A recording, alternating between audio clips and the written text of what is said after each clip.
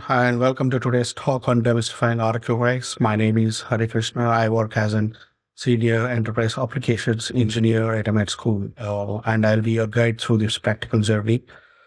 Oracle E-Business Suite, or EBS, is a comprehensive enterprise software solution used by organizations worldwide. So as platform engineers, we understand RISE components is crucial for successful implementation and maintenance. So let's dive in and explore reports, interfaces, conversions, and extensions in Oracle EBS.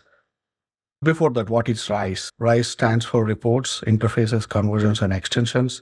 It's a framework critical for customization of Oracle E-Business Suite. The modular approach of RISE helps platform engineers adapt Oracle EBS to meet evolving business demands, improving scalability and automation. This allows for smoother integration into a platform-centric architecture.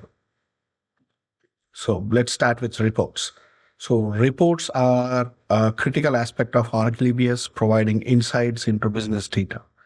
So there are mainly three types of reports, which are like standard reports, custom reports, and ad hoc reports. And standard reports are pre-built. While you install Oracle or get the product from Oracle, there are some standard reports which Oracle gives you, which is respective of the module, which whatever module you get it, right? And while the custom reports are tailored for the specific needs, obviously every company which gets it, they have their own requirements. That's where the custom reports come into picture with the specific business needs. And ad hoc reports provide real-time data analysis. So when designing reports, consider data sources, formatting, and user requirements. So best practices include using Oracle suggested tools, reporting tools, like Oracle has their own report builder to create Oracle reports. They have BA Publisher and Oracle BA Business Intelligence Enterprise Edition is also available, but it's very rarely used, but it's very less used, but mostly it's BA Publisher. I recommend BA Publisher in Oracle. So let's get to interfaces now. So interfaces enable communication between any system to any system, right? It's a general terminology which is used across all types of products. If we are talking about EBS, so it's a communication between EBS and external systems. So we have API-based interfaces, file-based interfaces, and messaging interfaces. API-based interfaces use web interfaces.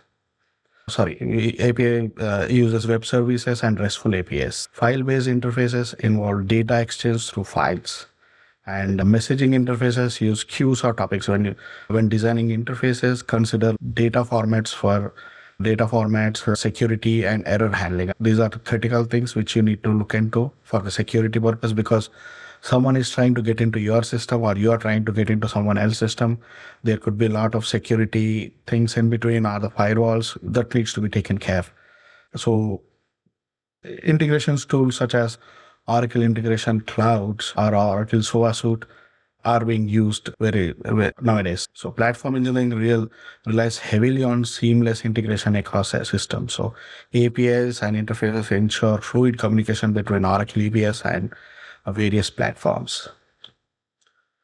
So now let's get on to conversions. Conversions involve data migration, transformation, or loading. Like type of conversions include data migration, data warehousing, and data archiving. Plan carefully, considering data quality, formatting, and validation. We generally use Oracle data loading tools such as Oracle Data Pump, Oracle SQL Loader, etc. Those are commonly used when we do anything like into Oracle. So if you are migrating something from a different interface application and it's being shut down, you want to move the data into Oracle, these tools are preferred. For platform engineers here, the efficient data migration strategies are key to ensure a seamless transition to modernized cloud-based platforms. So conversion efforts directly impact a lot in the system, because when you talk about a system, it's all data. If there is data, there is a product, and that's a system which runs around. If the data goes corrupted, then it's a big impact on everything which is running below it. So conversion plays a critical role in there. Let's move on to extensions now. Extensions enhance Oracle EBS functionality through customizations, generally modifications or like adding in new features to the existing one, right? You need to extend the existing functionality. You can do in some ways. Yeah, those things are called extensions. Like type of extensions include custom tables. You want to create custom tables. You want to create custom forms, like create a form. You have standard forms, but you want to create something which has this form data and some other custom data. You want to load it there and have something there. You can still create custom forms and custom workflows. Like Oracle has workflow builder inbuilt, but you can create a custom workflow of every company has its own, for example, approval workflow, right? There could be 3 levels of approvals, or there could be 10 levels, or there could be 15 levels. Oracle allows you to create custom workflows as well. So these all come under extensions. So type of Oracle customization guidelines. While creating extensions, we strictly need to follow Oracle customization guidelines and use tool like Oracle Application Extension or Oracle JDeveloper. And there are some setups which need to do, keeping that in mind, that Oracle releases patches every twice a year. If you don't follow the correct process aligned by Oracle, all your changes, the custom changes, will be wiped out, and you'll need to install them again or create them again. That's one thing you need to keep in mind. So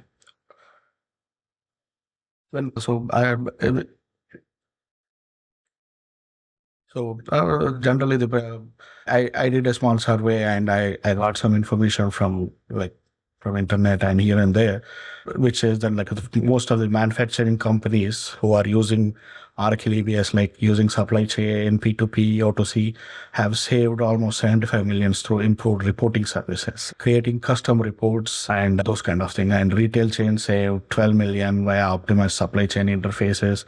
Financial institutes changed. Like financial institutes have a lot of data, and it's a different kind of data, which includes awards, grants, and all those things. So in those cases, reports play a lot of a big role, and it has for the analytics. It says that 99.98 data accuracy post migration for financial institutions.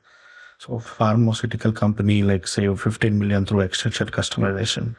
Yeah, when I said financial institution, it's not. I just said reports, but even the data migration, it has a lot of data. But Oracle is very seamless that you can migrate it. You have best services given, and loadings after the data accuracy post migration was considerably good, is what the case study says. So the real-world example illustrates how RISE customizations, when applied within platforming, can yield substantial savings. So efficiency gains and competency advantages. So while working with RISE components, there are common challenges which arise. I just want to highlight it here so that it will be helpful. There are some common challenges which may arise to the data quality issues, the integration complexity issues. My slide is stuck. Yeah. Integration complexity issues and performance optimization are just a few to overcome these. So leverage Oracle documentation, engage with the Oracle community and following the best practices. There is a community with Oracle which is support@oracle.com. You can always have your questions posted, or you can reach Oracle for anything you wanted. That depends on the agreement you have with Oracle, like your company or yourself with the Oracle. Yeah, it's always recommended to follow best practices and develop a clear strategy and structured approach for anything you do with respect to all the RISE components. So balance customization needs with system maintainability and future upgrades. So if you follow good processes and create something which comes under the Oracle guidelines, it's easy to maintain in the future, and future upgrades. As I said, Oracle upgrades the system twice a year, so it will be easy to maintain or easy to look at the applications and get it downtime. So platform engineering practices thrive on iterative development cycles. Leveraging agile methodologies for RISE customizations ensures faster development, minimal downtime, and adaptive platform solutions. So that's one thing you need to make it out of. Yeah, I think I hope you got an overview of what Oracle RISE components are and how important and critical they are. Successful implementation of enterprise business suite. The Oracle RISE frameworks offers a powerful and flexible method of customization e-business suite, allowing organizations to maximize the value of their ERP systems by leveraging reports, interfaces, conversions, and extensions effectively. Businesses can enhance system functionality, optimize operations, and reduce costs. For platform engineers, RISE plays a critical role in ensuring seamless integration across multiple systems, improving data flow and supporting platform scalability as trends like microservices architecture, cloud native development, and AI integration continue to shape this industry. So organizations that embrace RISE customizations within platform engineering can expect to see significant gains in efficiency, flexibility, and competitive advantage. So now is the time to explore how RISE can transform your platform architecture to meet the evolving demands of a modern digital enterprise. For further learning, I recommend exploring Oracle University courses, Oracle documentations, and online forums. There are a lot of documentation in the online, and there is a lot of help in online because Oracle is not new, and it's been in market for a long time, and there are so many people who are willing to help. So thank you for your attention, and I welcome your questions you want to post. I'll try to get back, but feel free to ask any questions. Let me know if you have any doubts. Thank you.